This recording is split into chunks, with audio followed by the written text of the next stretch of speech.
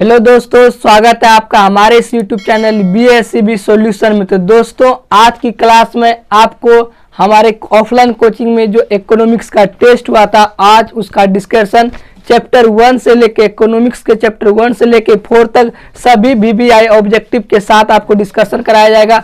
साथ ही सारे ऑप्शन को बेस्ट तरीके से पोस्टमार्टम किया जाएगा। ये क्वेश्चन सिर्फ क्वेश्चन की संख्या दोस्तों 20 है, लेकिन मैं इससे रिलेटेड फैक्ट करके बहुत सारे क्वेश्चन आपको 100-200 के आसपास क्वेश्चन बताने वाले हैं दोस्तों। ठीक है, तो चलिए बिना लेट किए हम आपको स्टार्ट करते हैं। तो दोस्तों, आप स्क्रीन पे देखिएगा, स्क्रीन पे आपको क्वेश्चन दिख रहा होगा। क्वेश्चन पहला दिख रहा है दोस्तों, लिखा है कि निम्न में से किसे प्राथमिक क्षेत्र भी कहा जाता है। तो देखिए क्वेश्चन आपको दिख रहा है दोस्तों, कह रहे हैं निम्न में से किसको प्राथमिक क्षेत्र कहा जाता है। देखिए दोस्तों, अर्थव्यवस्था, अरे अल्लाह नहीं करो, अर्थव्यवस्था किसे कहते हैं आप थोड़ा समझ लीजिए। अर्थव्यवस्था किसे कहते हैं? अर्थव्यवस्था एक ऐसा ये ढांचा है या तंत्र जिसमें विभिन्न प्रकार के आर्थिक क्रियाओं का संपादन किया जाता है। समझ में आ रहा है? जैसे कृषि हो गया, मत्स्य पालन हो गया, बैंकिंग, बीमा वगैरह, ये सारे के सारे अर्थव्यवस्था आए। अर्थव्यवस्था को मुख्य रूप से जो 3 गो पार्ट है वो याद रखिएगा, क्षेत्र के आधार पर जो बांटा गया है। एक हो गया दोस्तों प्राथमिक, और एक हो गया दोस्तों द्वितीयक, ठीक, और एक हो गया तृतीयक। अब समझिएगा दोस्तों, निम्नलिखित क्वेश्चन जो कहा निम्न से किसे प्राथमिक क्षेत्र कहा जाता है, तो प्राथमिक क्षेत्र का जो आंसर होगा दोस्तों, ऑप्शन नंबर इसका कितना हो जाएगा? बी। ऑप्शन नंबर इसका क्या सही होगा? बी, क्योंकि बी में ही लिखा हुआ है कृषि। याद रखिएगा दोस्तों कि प्राथमिक क्षेत्र को कृषि क्षेत्र कहा जाता है और द्वितीयक क्षेत्र को कौन क्षेत्र कहा जाता है? औद्योगिक। द्वितीयक क्षेत्र को कौन क्षेत्र कहा जाता है?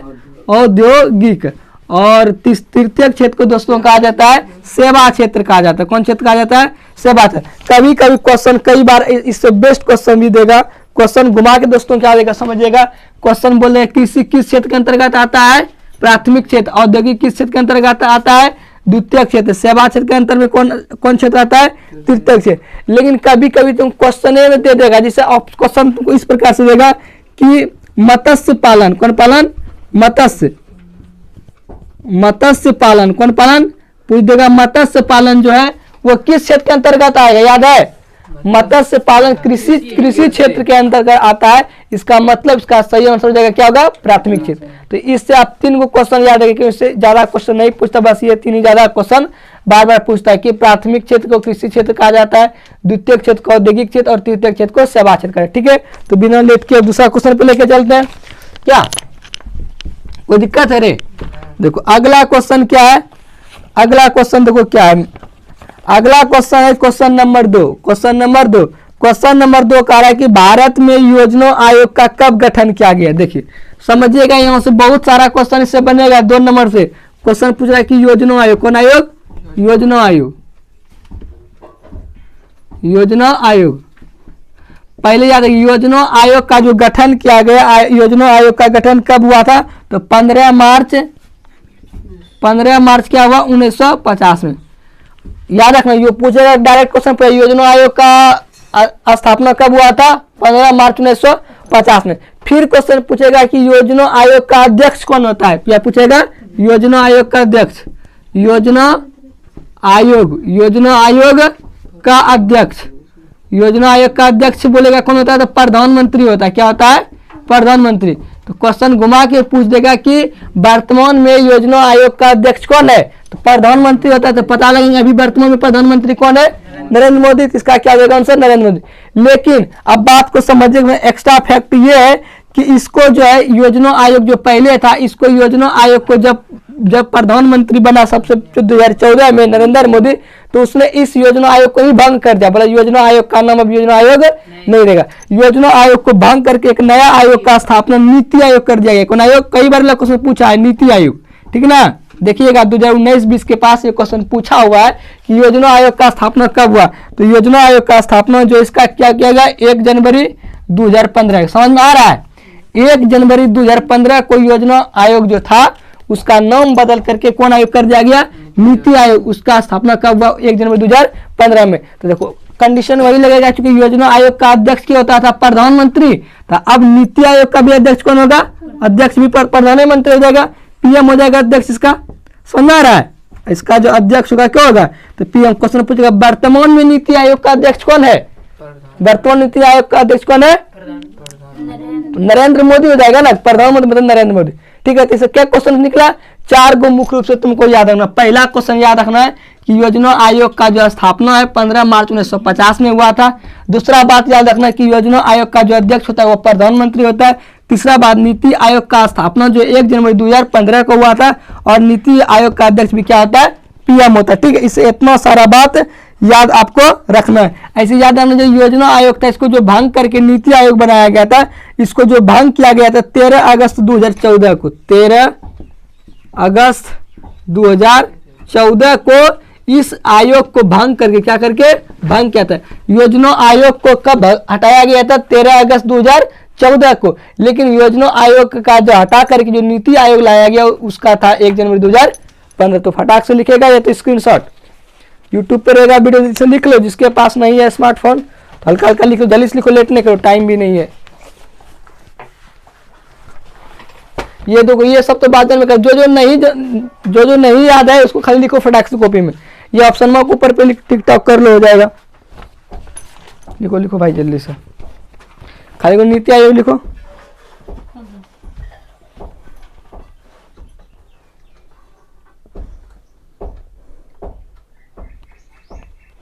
तो चलिए ठीक है दोस्तों, आपको नेक्स्ट क्वेश्चन पे अब हम लेके चलते हैं। ठीक है ना, हो गया भाई, उतार लिया? चलो देखो, अब अगला क्वेश्चन पे लेके चलते हैं। Question number 3। क्वेश्चन नंबर 3 देखिए क्या कह रहा है। क्वेश्चन नंबर 3 कह रहा है कि दादा भाई नौरोजी ने सर्वप्रथम राष्ट्रीय आय का गणना अनुमान कब लगाया था? देखिए क्या है, राष्ट्रीय आय का अनुमान है। देखिए राष्ट्रीय आय का अनुमान, देखिए राष्ट्रीय आय का अनुमान दिख रहा है नहीं ये सब चीज। देखिए राष्ट्रीय आय का अनुमान सर्वप्रथम जो लगाया था, किसने लगाया था? क्वेश्चन पूछे कि राष्ट्रीय आय का अनुमान सर्वप्रथम किसने लगाया था, तो उसका नाम जो था दादा भाई नौरोजी, दादा भाई नौरोजी। फिर क्वेश्चन पूछेगा, इससे ज्यादा क्वेश्चन पूछता है। एक बार पूछा था, लगा 2016 या 17 में पूछा कि दादा भाई नौरोजी ने कौन सा बुक लिखा है, तो उसका नाम है un British rule in India. Poverty नहीं, POVERTY, poverty and un British ना, un British rule in India, नहीं यही है ना। ये क्वेश्चन याद रखना, कई बार क्वेश्चन पूछा, यूट्यूब वाला बच्चा भी ध्यान दीजिएगा। क्वेश्चन पूछे कि दादा भाई नौरोजी ने कौन सा बुक लिखा है, ये बुके का नाम देगा। Poverty and un British rule India किसने लिखा है, तो दादा भाई नौरोजी ने। फिर क्वेश्चन पूछे राष्ट्रीय आय का पहला अनुमान किसने लगाया था, दादा भाई नौरोजी ने। फिर दादा भाई जो नौरोजी लगाया था अनुमान, कब लगाया था? कई किताब में तुमको मिलेगा 1868 भी ऑप्शन में मिलेगा, और कई ऑप्शन में 1968 भी मिलेगा। गूगल पे चेक करने के बाद पता चला कि 1968 सही नहीं है। सही आंसर इसका क्या होगा? 1868 में। मतलब राष्ट्रीय आय का जो अनुमान दादा भाई नौरोजी ने poverty and British rule India में बताया गया था, और 1868 में बताया, क्या रुपया बताया गया था? 20 रुपया बताया था। क्या रुपया बताया था? 20 रुपया। क्लियर? इससे इतना ही क्वेश्चन पूछता है। एक दो बात और याद रखना, जिस देश का राष्ट्रीय आय ज्यादा होगा, इधर बताते हैं, जिस देश का राष्ट्रीय आय क्या हो जाएगा? राष्ट्रीय आय क्या हो गया? राष्ट्रीय आय क्या हो गया? अगर इसका मैक्सिमम हो गया, कौन सा हो गया? मैक्सिमम। राष्ट्रीय आय इसका क्या हो गया? मैक्सिमम। तो वो कौन सा देश होगा? विकसित देश होगा। कौन सा देश होगा? विकसित होगा। अगर उसका राष्ट्रीय आय क्या हो गया? मिनिमम है, समझ रहे हो, मतलब राष्ट्रीय आय कम है, तो वह क्या हो जाएगा? अविकसित है। अविकसित दिख रहा है, देखो तो क्या हो जाएगा? याद रखिए, 3 क्वेश्चन इसे याद रखना है। पहला बात कि राष्ट्रीय आय का अनुमान लगाया था दादा भाई नौरोजी ने, वो जो बुक लिखा था उसका नाम तो poverty and British rule India. कब गणना किया था? 1868 में किया था। कितना रुपया बताया था राष्ट्रीय आय के बारे में? तो भाई 20 रुपया बताया। फिर याद रखना कि राष्ट्रीय आय, जिस देश का राष्ट्रीय आय मैक्सिमम मतलब ज्यादा होगा वह देश विकसित देश होगा, जिस देश का राष्ट्रीय आय कम होगा उसको अविकसित देश का कहेंगे। अब क्वेश्चन पूछेगा, अब फिर क्वेश्चन को पूछेगा इधर से मेरे भाई कि राष्ट्रीय आय का गणना क्या करता है? राष्ट्रीय आय का गणना राष्ट्रीय आय का जो गणना पूछेगा क्या करेगा? तो राष्ट्रीय आय का गणना जो करता है CSO करता है। CO मतलब सेंट्रल स्टैटिस्टिकल ऑर्गेनाइजेशन, मतलब केंद्रीय सांख्यिकी संगठन। तो इससे इतना ही क्वेश्चन बनता है और ज्यादा नहीं है क्या बेटा? और एगो क्वेश्चन और एगो इससे पूछता है कि राष्ट्रीय आय समिति का गठन किसने किया था? नहीं, तो राष्ट्रीय आय समिति का गठन, समिति का गठन। राष्ट्रीय आय समिति का गठन जो हुआ था 1949 में हुआ था। कब हुआ था? 1949 में हुआ था। और किसने किया था? पीसी महालनोबिस ने किया था। पीसी महालनोबिस, है ना? पढ़ा है ना? नहीं पढ़ा है रे? याद रखिए, इससे इतना क्वेश्चन आपको याद रखेगा तो एक भी इससे अगर क्वेश्चन देगा एक भी क्वेश्चन नहीं छूटेगा। पहला बात, राष्ट्रीय आय का सर्वप्रथम अनुमान दादा भाई नौरोजी ने लगा था। दादा भाई नौरोजी की एगो बुक है poverty and British rule India, उसी में उसने बताया कि राष्ट्रीय आय का सबसे प्रत्येक 1868 में कितना रुपया है? 20 रुपया। फिर बताया राष्ट्रीय आय, जिस देश का राष्ट्रीय आय अधिक होगा उसको विकसित देश कहेंगे, जिस देश का राष्ट्रीय आय कम होगा उसको अविकसित देश कहेंगे। फिर बताया राष्ट्रीय आय का जो गणना करता है उसका नाम है CSO, मतलब केंद्रीय सांख्यिकी संगठन, इंग्लिश में बोलेंगे सेंट्रल स्टैटिस्टिकल ऑर्गेनाइजेशन। फिर राष्ट्रीय आय का समिति का जो गठन 1949 में हुआ था और पीसी महालनोबिस की अध्यक्षता में हुआ था। क्लियर? बैठी है, लिखती ना है? ठीक है, बहुत बढ़िया। याद है तब तो कोई बातें नहीं, तो मिटाते हैं। अगला क्वेश्चन, पहला क्वेश्चन नंबर क्या होगा? Question number 4। नहीं देखो, क्वेश्चन नंबर 4 बहुत इंपॉर्टेंट। क्वेश्चन नंबर 4 एगो फुल फॉर्म से दिए। फुल फॉर्म देने का मेरा एक ही मतलब था, क्योंकि उसमें 5 फुल फॉर्म बताए थे। एगो ATM का बताए थे, एगो GDP का, GNP का, NNP का, फिर NI का बताए थे, एगो फिर CSO को। ये सारा क्वेश्चन बार बार देता है। तो चलो, पहला क्वेश्चन नंबर 4 कह रहा है कि ATM का अर्थ क्या है? ATM का अर्थ क्या है? ATM का अर्थ क्या है? ऑटोमेटिक टेलर मशीन बोलेंगे, या स्वचालित टेलर मशीन। तो आप एक स्लाइड में उधर देख रहे होंगे, जितना पूछा गया है अभी तक में, जितना पूछा गया फुल फॉर्म एक बार आपको दिख रहा होगा। ठीक है, तो इसका सही आंसर कितना हो जाएगा? क्वेश्चन नंबर 4 का पहला, स्वचालित टेलर मशीन हो गया। अब अगला क्वेश्चन पे लेके चलते हैं। GDP है मतलब ग्रॉस डोमेस्टिक प्रोडक्ट है। फिर क्या है? CSO मतलब सेंट्रल स्टैटिस्टिकल ऑर्गेनाइजेशन। GNP है मतलब ग्रॉस नेशनल प्रोडक्ट हो गया। NI मतलब नेशनल इनकम हो गया। आगे देखिए क्वेश्चन पे लेके चलते, क्वेश्चन नंबर 5 पे। क्वेश्चन नंबर 5 लिख रहा है, किस शहर को भारत का वित्तीय राजधानी कहा जाता है? किस शहर को भारत का कौन राजधानी? वित्तीय राजधानी। कौन राजधानी? वित्तीय राजधानी। वित्तीय राजधानी। किस शहर को वित्तीय राजधानी कहा जाता है? मुंबई को। किसको कहा जाता है? मुंबई को। नहीं, भारत का वित्तीय राजधानी किसको कहा जाता है? मुंबई को कहा जाता है। तो और इसका ऑप्शन कुछ है क्या? और तो ऑप्शन में नहीं है। मुंबई है, वो कलकत्ता से नहीं है, चेन्नई भी नहीं है, दिल्ली भी नहीं है, इसका क्या? मुंबई। तो 2-4 को बात याद आना पूछता है मुंबई से मेन मुंबई में जो है मुख्य रूप से एगो एलिफेंटा का दर्रा जो कि राष्ट्रीय विश्व धरोहर में उसको क्या कर गया है? शामिल है। समझ आ रहा है? राष्ट्रीय विश्व धरोहर में शामिल हुआ कि वह देखने के योग से बहुत बड़ा इंपॉर्टेंट है उसका। और RBI का मुख्यालय भी, जितना भी तुमको बड़ा बड़ा बैंक मिलेगा, देखो RBI जितना भी बड़ा बड़ा बैंक मिलेगा उसका मुख्यालय जो कहाँ है? यहीं पे। क्लियर हुआ? मुंबई में। फिर बता एलिफेंटा का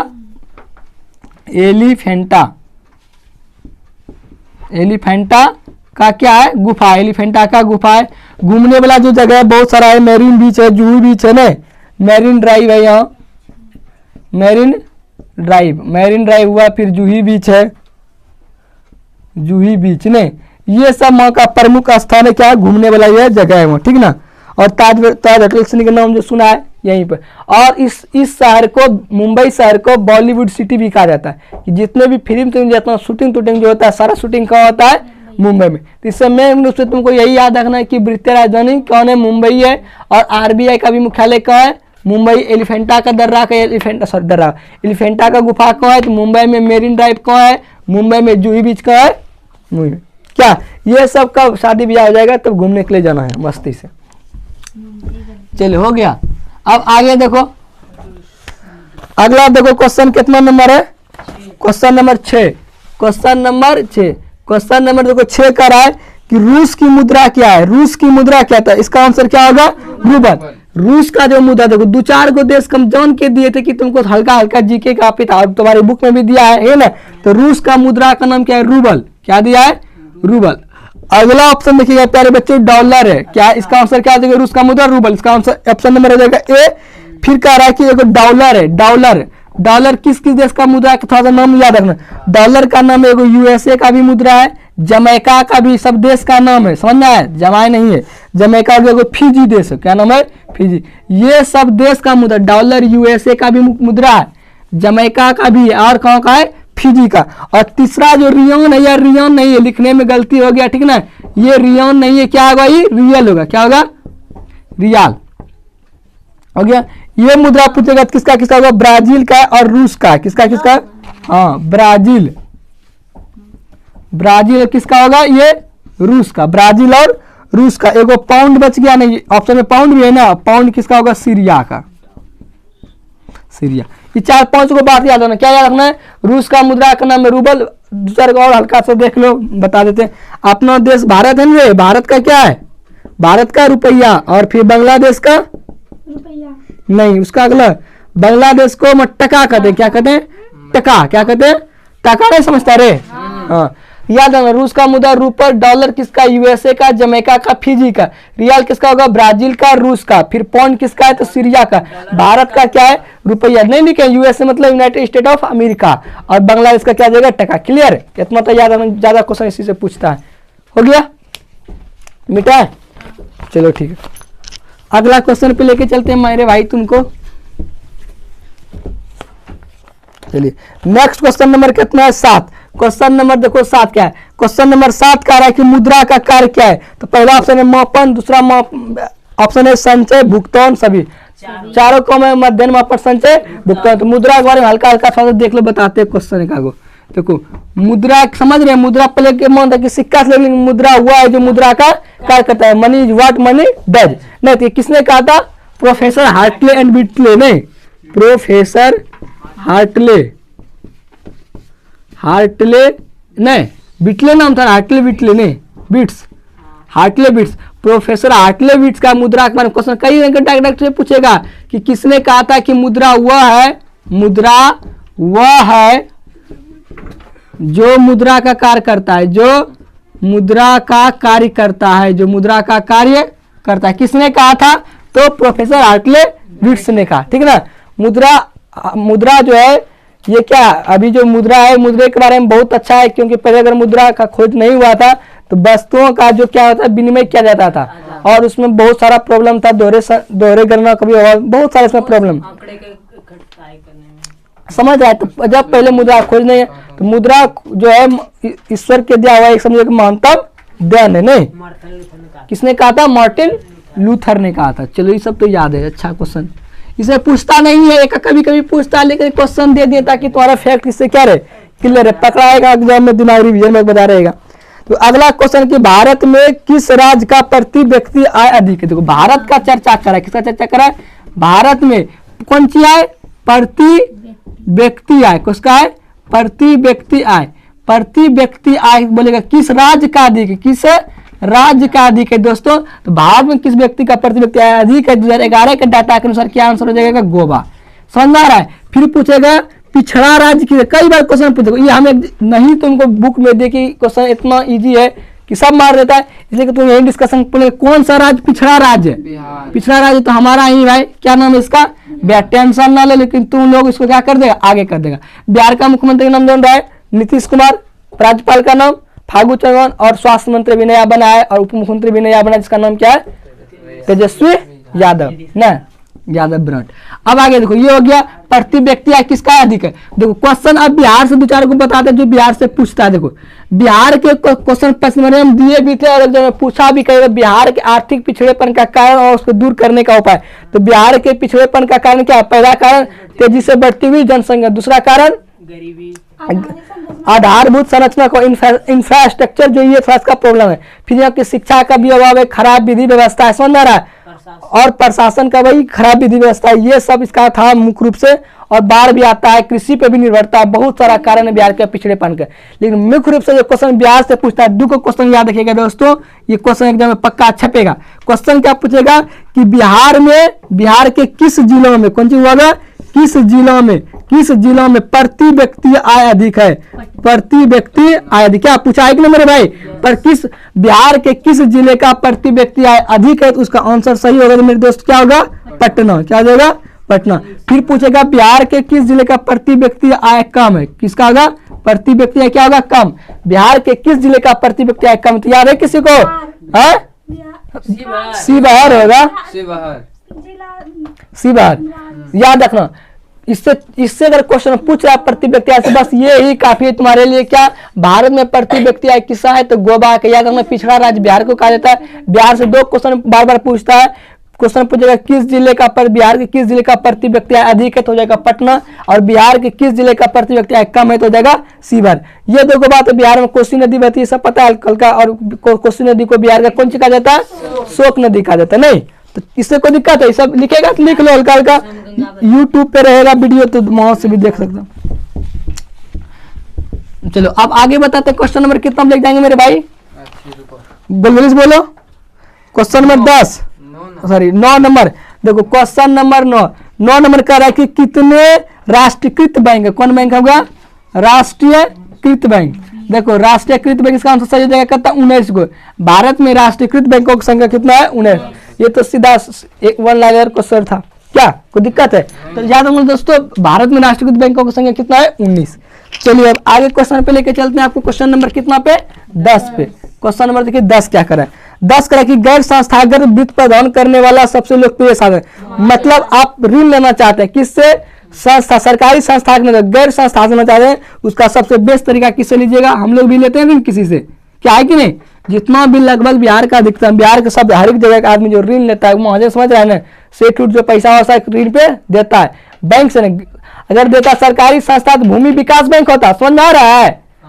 अगर दीर्घकालिक ऋण का जब बात करेगा तो सरकारी संस्था में उसका दोस्तों जाएगा भूमि विकास बैंक, लेकिन गैर संस्थागत दिया है तो उसका नाम क्या हो जाएगा? महाजन। महाजन समझ रहे हो कि जो सेठ पैसा हमको देता है ऋण पे। चलो ये लोग ज्यादा खैर ज्यादा क्या करता है? वसूली करता है, इंटरेस्ट पे ज्यादा देता है, और कम इंटरेस्ट पे बिहार में सबसे ज्यादा चल रहा है कौन सी? स्वयं सहायता समूह, है कि नहीं? स्वयं सहायता समूह 15 से 20 व्यक्तियों की, महिलाओं के एक अनौपचारिक समूह है जो समाज को कल्याण के लिए कार्य करता है। चलिए तो देखिए अगला क्वेश्चन पे लेके चलते हैं। 11 नंबर क्वेश्चन। 11 नंबर क्वेश्चन कह रहा है कि वृत्तीय वर्ष, कौन वर्ष मेरे भाई? वृत्तीय वर्ष। कौन वर्ष?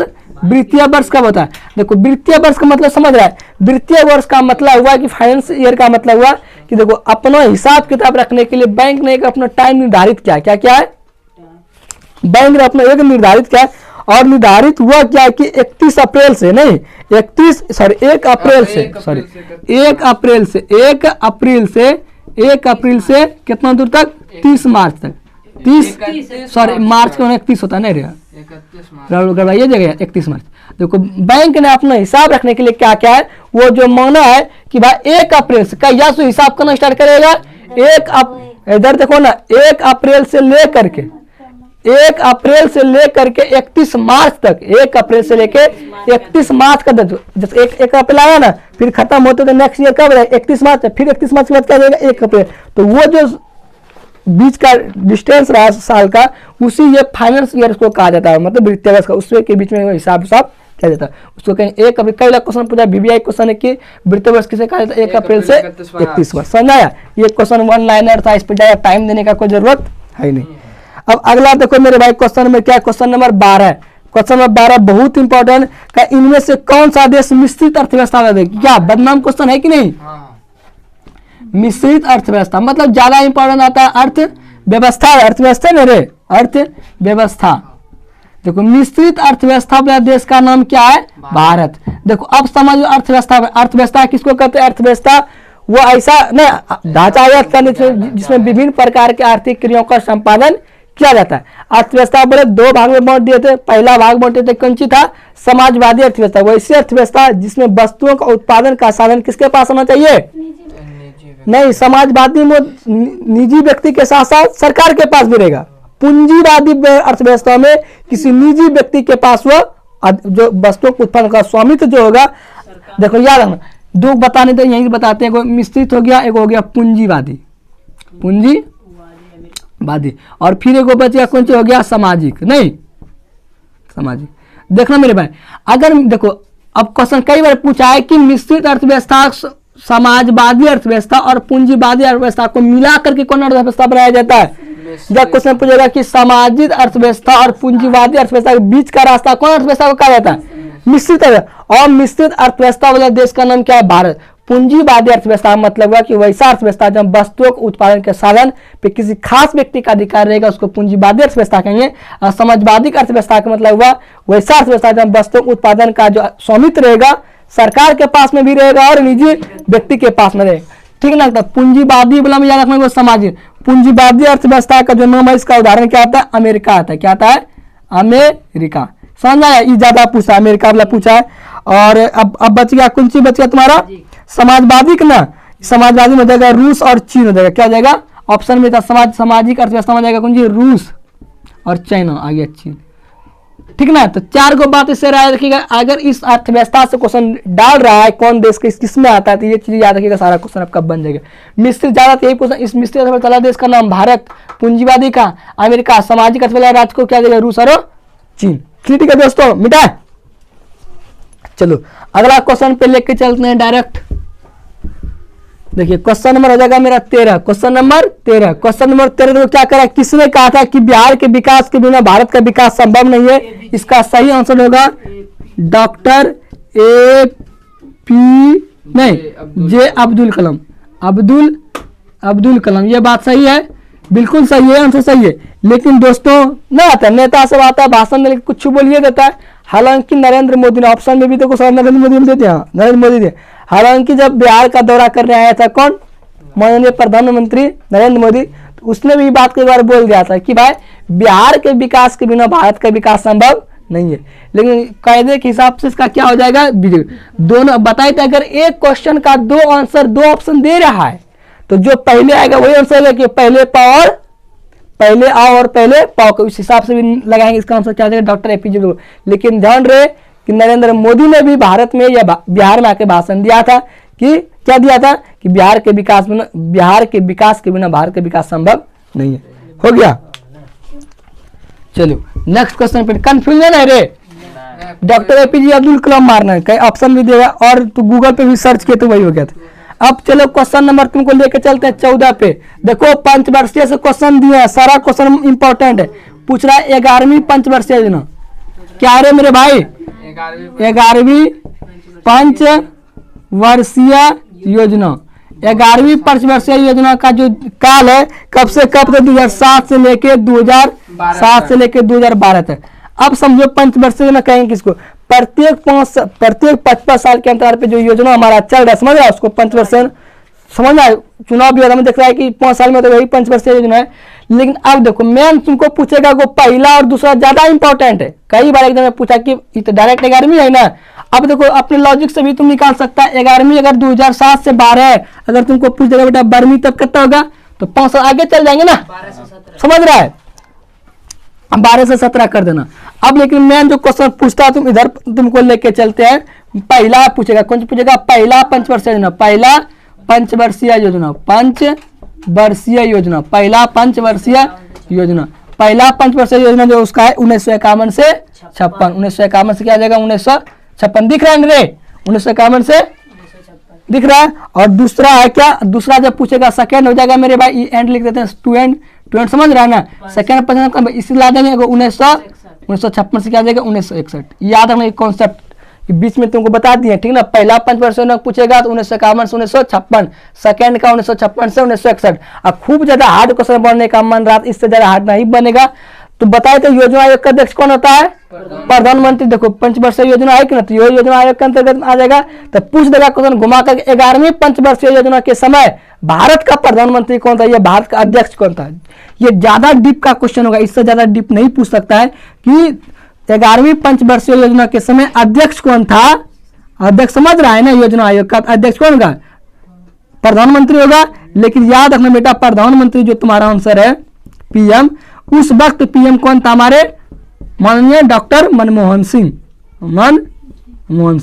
इससे ज्यादा क्वेश्चन डीप नहीं बना सकता है क्योंकि ये क्वेश्चन पहले से डीप बार एग्जाम में पूछता है। पहला 1951 से 56, दूसरा 1956 से 61।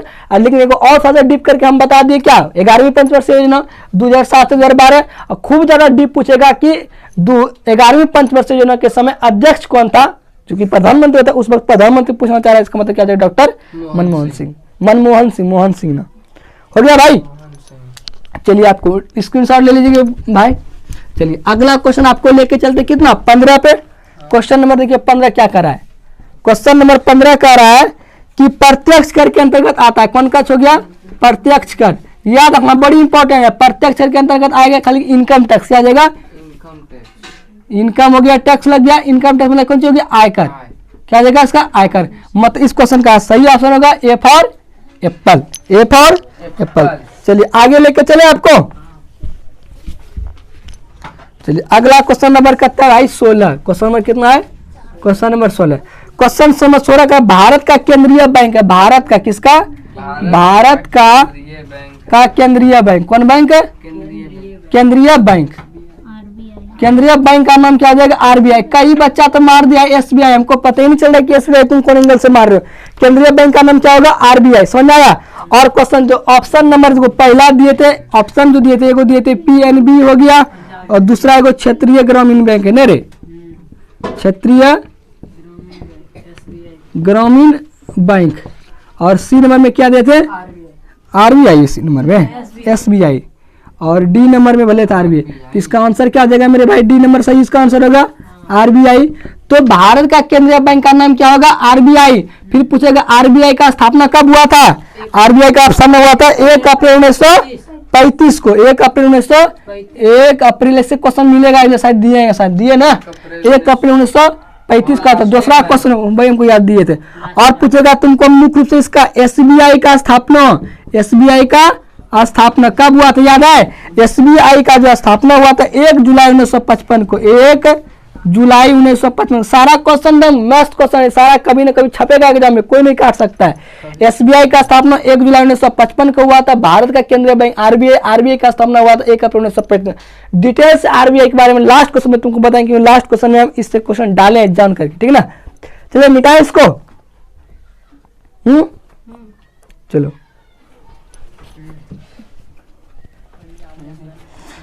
अब 17 नंबर पे चलेंगे ना भाई। चलो देखो क्वेश्चन नंबर 17। क्वेश्चन नंबर 17 कह रहा है निम्न में से कौन संस्था भारत में मुद्रा जारी के लिए अधिकृत है? मतलब भारत में मुद्रा कौन जारी करता है? तो भारत में, याद रखना, भारत में जो मुद्रा जारी करता है, भारत में मुद्रा जो जारी करता है कौन करता है? आरबीआई करता है, reserve bank of India. RBI full form क्या देगा? Reserve bank India. तो क्वेश्चन घुमा के पूछेगा, अगला क्वेश्चन घुमा के दिए होंगे। चलो क्वेश्चन बताएंगे यार, उसको क्या कहेंगे? भारत में मुद्रा का जारी कौन करता है? आरबीआई करता है। हो गया 17 बता दी। तुमको कोई दिक्कत? हल्का क्वेश्चन था, इसमें कोई ज्यादा टाइम देने से कोई फायदा नहीं। क्वेश्चन नंबर 18 पे लेके चलते हैं। 18 वो कह रहा है कि वो फार्मूला है ना रे, ये जो लिखे हैं y बराबर C+i, C+i। देखो सी यहाँ क्या है? सी क्या है? आयोग उपयोग पर भी है ना। सी का मतलब हुआ उपयोग पर जो व्यय है, प्लस आई का जो मतलब हो गया विनियोग। समझ रहा? वाई फार्मूला बताए तुम, देखो पढ़ाए ना। वाई बराबर C+i का फार्मूला कौन दिया था? किन्स ने दिया था। किसने दिया फार्मूला? जो दिया था उसका नाम क्या था? किन्स। ठीक ना, किन्स ने दिया था। और प्रोफेसर फिशर ने क्या ऑप्शन में बी, देखो बी क्या लिखा है? Professor Fisher. प्रोफेसर फिशर का कहना था कि नेशनल इनकम जो है, राष्ट्रीय आय जो है, उस वर्ष के अंतर्गत क्या है? प्रत्यक्ष उपयोग से लिया गया। मतलब राष्ट्रीय आय जो होगा उस वर्ष के अंतर्गत होने वाले प्रत्यक्ष क्या है? उपयोग से लिया गया। उसका प्रोफेसर फिशर का कहना था।